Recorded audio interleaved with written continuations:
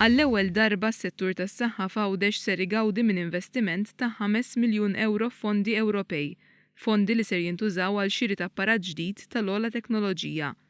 Għal dan is-Segretarju Parlamentari għas-Saħħa Chris Fern waqt is-serata Premju Ħaddiem tas-Sena tal-Isptar Ġenerali ta' Għawdex. Chris Fern spjega kif dawn il-fondi ser ikomplu jgħinu fil-ħidma tal-Gvern biex l-Isptar Ġenerali f'Għawdex ikun jista' jagħti kura u għajnuna xierqa lil pazjenti Għawdxin. Dan biex jonqos l-iskariġġ żejjed li l-poplu Għawdxi jħabbat wiċċu miegħu meta jkun kostrett jinżel għal kura Malta.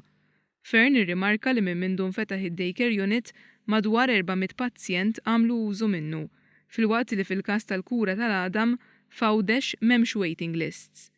Tkellem ukoll dwar il-ħidma biex jissaħħu diversi dipartimenti. Hawn Fern tkellem dwar l-investiment tal-Gvern f'infermiera u paramediċi li qed jagħtu s-servizz tagħhom f'Għawdex.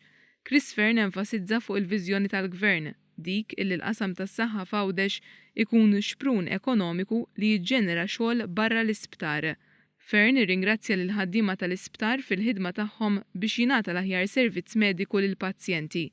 Intant, il-Premju Ħaddiem tas-Sena 2013 mar għand l-infermiera Bernadette Piscopo.